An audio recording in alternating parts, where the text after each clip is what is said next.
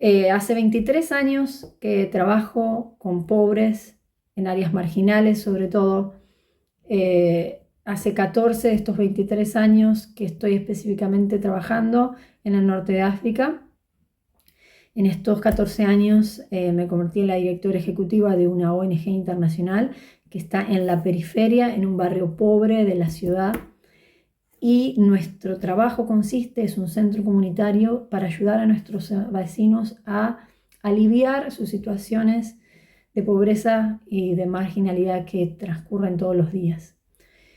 Bien, dicho esto, les pido que me acompañen en este recorrido, que cuando piensen que tiene que ver esto con la pobreza o con el trabajo, tengan paciencia que vamos a llegar. Mi plan es darles, como dije, algunas ideas que les van a servir más allá de que se especifiquen o no en este llamado hacia los pobres. Bien, uno de los primeros principios o ideas que tenemos que tener en cuenta y que vamos a ver un video y vamos a trabajar un poquito sobre eso es: nosotros vamos a trabajar con otras personas y tenemos que tener mucha conciencia de nosotros mismos y tenemos que entender que todo lo que hacemos, toda la forma de pensar, la forma de proyectar, la forma de diagramar, tiene que ver con nuestra formación.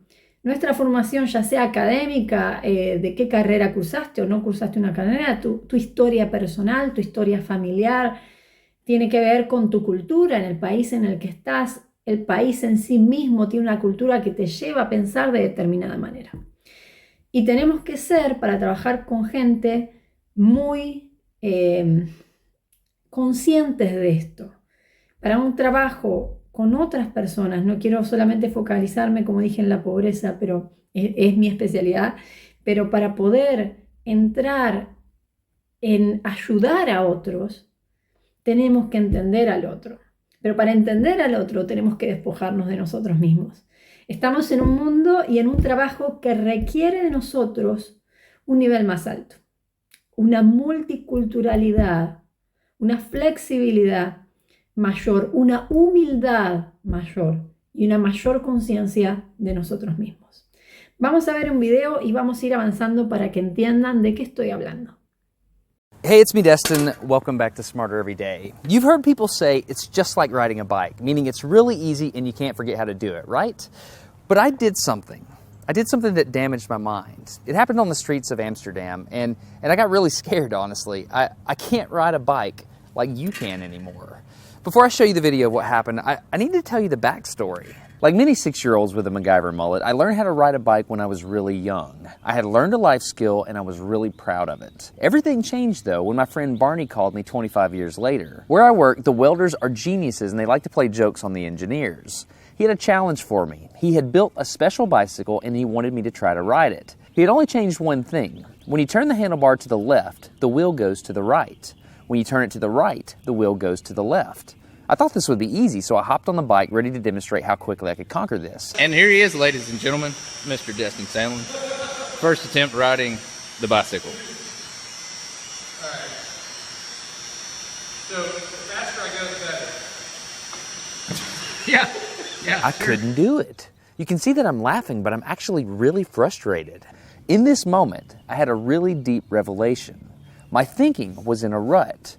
This bike revealed a very deep truth to me. I had the knowledge of how to operate the bike, but I did not have the understanding. Therefore, knowledge is not understanding. Look, I know what you're probably thinking. Destin's probably just an uncoordinated engineer and can't do it. But that's not the case at all. The algorithm that's associated with riding a bike in your brain is just that complicated. Think about it. Downwards force on the pedals, leaning your whole body, pulling and pushing the handlebars, gyroscopic precession in the wheels. Every single force is part of this algorithm. And if you change any one part, it affects the entire control system. I do not make definitive statements that often, but I'm telling you right now, you cannot ride this bicycle. You might think you can, but you can't. I know this because I'm often asked to speak at universities and conferences and I take the bike with me. It's always the same. People think they're going to try some trick or they're just going to power through it. It doesn't work. Your brain cannot handle this. For instance, this guy, I offered him $200 just to ride this bike 10 feet across the stage. Everybody thought he could do it. No, you didn't understand. You didn't understand. So, this way. Okay. All right, just a second. All right, so, whenever you're ready. Yeah. Good. No, you have to keep your feet on. Dude, all right, here we go. Just give it. Wait. Like, you gotta start rolling at least. Go. And go. Oh, no! All right, back up. Okay, wait. Keep your feet on the pedal. Go. Go right off. Just keep your feet on the pedals. Hands on. Yeah, come on. All right, one more time. Okay. Once you have a rigid way of thinking in your head, sometimes you cannot change that, even if you want to.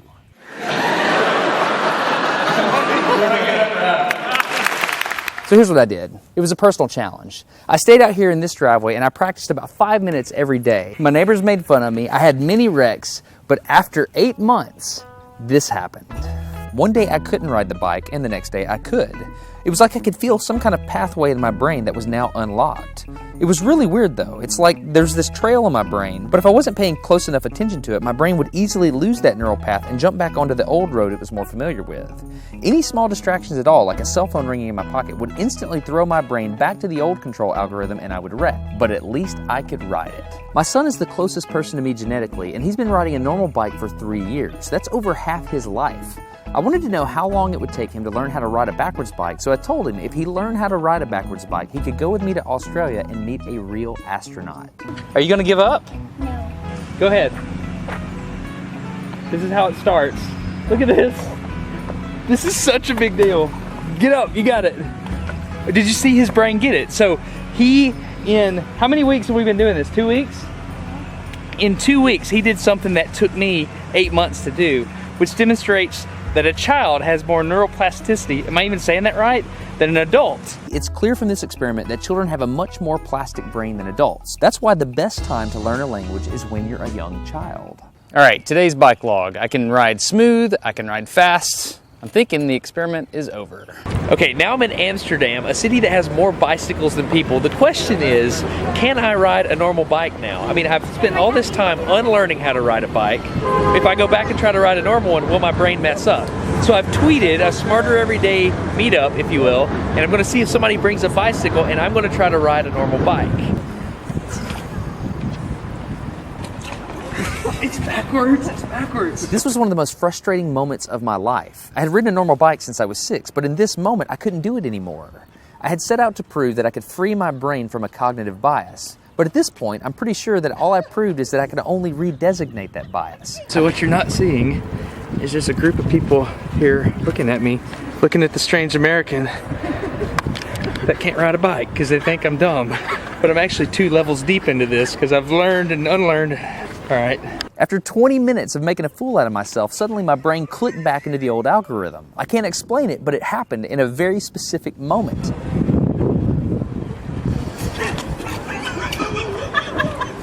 I got it.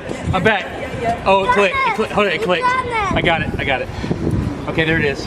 There was the moment. Okay, I can ride a bike. I tried to explain this to the people around me, and they just didn't get it. They thought I was faking the previous 20 minutes, and I couldn't get anybody to believe me. That looked like I faked that, didn't it? Yeah. Just a fake. You think I'm faking. You don't believe me. That looks so weird. You were like, la la la, and it's full. You think I'm lying, don't you? I'm not lying. I felt like the only person on the planet who had ever unlearned how to ride a bike, and I couldn't articulate it to anyone because everybody just knew that you can't forget how to ride a bike. So I learned 3 things from this experiment. I learned that welders are often smarter than engineers. I learned that knowledge does not equal understanding. And I learned that truth is truth, no matter what I think about it. So be very careful how you interpret things because you're looking at the world with a bias, whether you think you are or not. I'm Destin. You're getting smarter every day. Have a good Bien, Dustin dice algunas cosas importantes que aprendió. Al final dice, aprendí 3 cosas. La primera, que los soldadores son más inteligentes que los ingenieros. 2, que conocimiento no significa comprender. 3, que la verdad es la verdad sin importar lo que yo piense. Después dice una advertencia, ¿no? Así que ten cuidado con lo que piensas, cómo interpretas las cosas, porque estás mirando al mundo con un prejuicio. Y este prejuicio que tiene que ver con el conocimiento de las cosas que hemos aprendido, cómo se hacen, cómo no se hacen o cómo deben hacerse, no tiene que ver tanto con la comprensión. Y ahí es donde empieza a generarse la mayoría de los conflictos. Conocer algo no significa comprenderlo, entenderlo. Y en este punto empieza el mayor fracaso de los programas para ayudar a otros, de los equipos, de la construcción de equipos para ayudar a otros, del trabajo internacional, de la colaboración, de las redes. Vale decir que es la base de la mayoría de los problemas. Tenemos lo que se llama un imprinting, una impresión cultural, que nos marca desde que nacemos y se refuerza en cada cosa que hacemos en la vida cotidiana, en la familia, en la escuela, en la sociedad. Lo que aprendemos al final se impone de una manera, digamos, impidiéndonos experimentar y aprender cosas nuevas. Por eso es necesario desaprender. Pero desaprender, que parece tan simple que simplemente dejar de hacer lo mismo de la misma manera, es muy difícil, porque tenemos que llegar a encontrar o descubrir que existen otros caminos que nos permiten llegar al mismo lugar, pero tenemos que dejar de lado las limitaciones que comúnmente tenemos, pero también tenemos que estar abiertos a experimentar otras que no hemos experimentado. Ya lo decía el francés Edgar Morin, poseemos las ideas que nos poseen. Es decir, que todos estos marcos mentales previos que tenemos al final terminan poseyéndonos a nosotros mismos, nos poseen, nos marcan la manera que tenemos que pensar y hacia dónde tenemos que ir. Entonces, desaprender implica, en primer lugar, una apertura a lo nuevo y una actitud de curiosidad y de flexibilidad para admitir algo diferente. Ahora hay razones por las cuales esto no es fácil. ¿Por qué no es tan fácil? ¿Por qué? Porque requiere corrección. Requiere un mayor conocimiento de uno mismo, requiere dominio propio, depende de la humildad que tenemos. Está en la capacidad de enfrentar las inseguridades y las incertidumbres que se generan cuando caemos en la cuenta de que tenemos que cambiar. Porque es un proceso de autocorrección de nuestros marcos previos, de nuestros conocimientos, de nuestras certezas.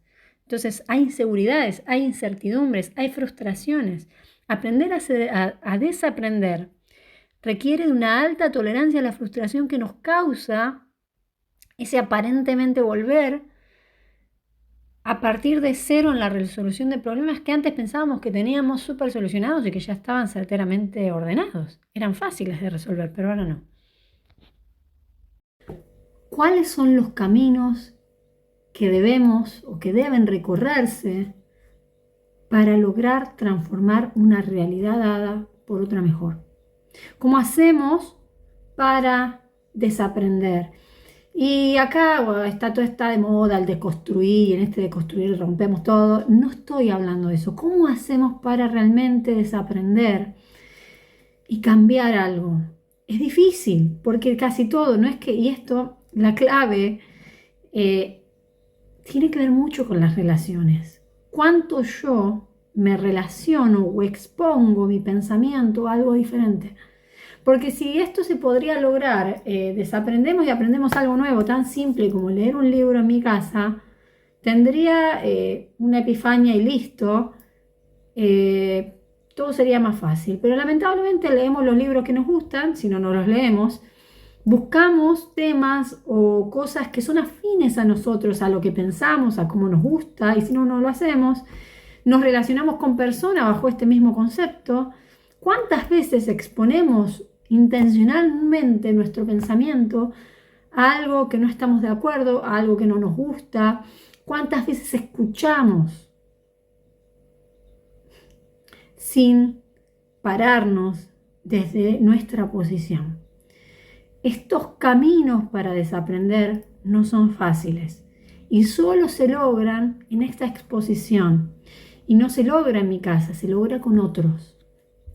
Bien, vamos a resumir para poder pasar al siguiente bloque.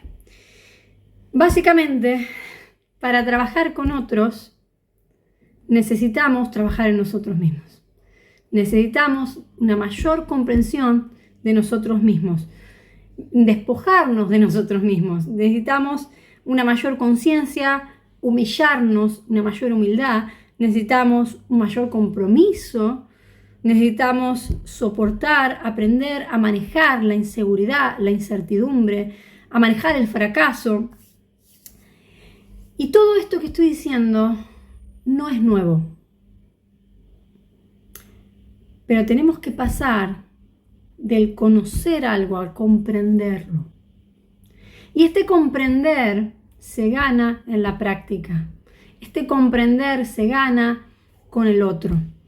Realmente, si queremos trabajar con otros, necesitamos dejar de leer libros sobre los otros y trabajar con otros. Vamos a parar acá y vamos a pasar un poquito a definir algunas cosas acerca de la pobreza para poder seguir avanzando.